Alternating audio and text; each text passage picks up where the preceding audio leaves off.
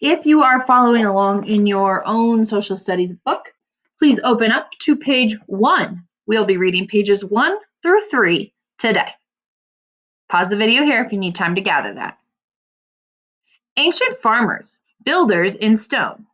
Today is a special day for December. She is visiting Mesa Verde National Park for the first time. December is a member of the Navajo Nation in Gallup, New Mexico. She is also part Zuni. Her home is a few hours south of this fascinating 52,000-acre park. At Mesa Verde, more than 600 cliff dwellings tell the story of the ancient Puebloan or Anasazi. Again, that just tells us how to pronounce that. Anasazi people. Hundreds of years ago, these ancient farmers created communities in the cliffs. Some archaeologists, people who study the way ancient people lived, believe the cliff dwellings were built for protection. Others think they let the native people escape the heat in the area. Ranger Linda, December's park ranger for the day, explains that the people used natural resources to live. Food, water, shelter. It's as simple as that. The ancient Puebloans farmed corn, beans, and squash on the top of these mesas. They created reservoirs to store water. They made shelters in these cliffs. Mesa Verde is located in southwestern Colorado. This mountainous region ranges in elevation from 6,100 to 8,500 feet. It is believed that more rain fell here than nearby places, giving ancient farmers water for their crops and a good place to live. If you have not been to Mesa Verde, I would highly recommend trying to go there. It's a pretty fascinating place that's right here in Colorado.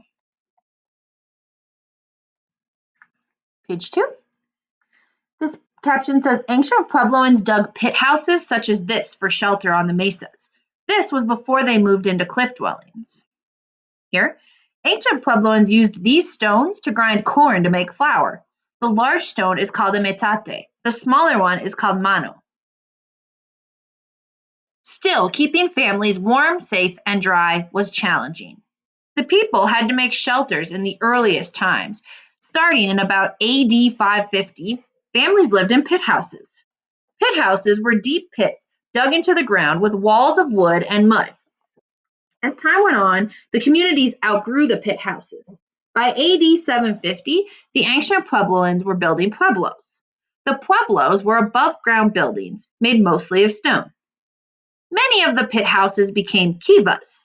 The kivas were like ceremonial living rooms with fire pits and brick walls, explains Ranger Linda. Families would gather here and celebrate. Archaeologists think that by AD 1100, the people had moved to cliff dwellings. These stone towns featured storage space, work areas for preparing food and clothing, fire pits for cooking, and kivas for special celebrations.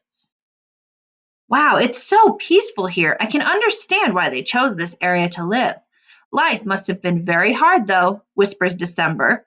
The soft-spoken young lady is in awe. Realizing her ancestors lived here is remarkable to imagine. When she sees the Grand Cliff Palace for the first time, December says, "That is way cool." Cliff Palace is Mesa Verde's largest cliff dwelling. She now has a sense of how life may have been for ancient people. This picture caption says, Mesa Verde contains many kivas. Ancient Puebloan families would build fires in the kivas and hold celebrations here. So you kind of see where they would build their fire and hold their celebrations. Page 3. This says, December and Ranger Linda explore a path between two low stone walls. And ancient Puebloans painted pictures like these on the walls of many cliff dwellings. How did they communicate? Asks December. Ranger Linda and December have stopped to look at some strange and beautiful drawings and carvings on the canyon stone wall. Petroglyphs are found pecked into walls, and pictographs are found painted on the walls, answers Ranger Linda. We know they communicated and told stories this way, but what they say for sure may never be known. If the language of these ancient farmers is a mystery, the reason they left the ancient pueblos is also hard to explain. Some archaeologists think a long drought caused the communities to break up. Others think the land was overfarmed. Whatever the reason, much about the pueblos of Mesa Verde National Park remains a mystery today. December learned so much on her tour that she became a junior park ranger. Ranger Linda led her through the pledge and awarded her a badge. I'm coming back again soon, December vows, and I promise to take care of all national parks. This picture caption says December and Ranger Linda discuss when this ancient stone wall may have been built. Think about it. Based on this story, how do you think the land and climate affected the way ancient Puebloans live?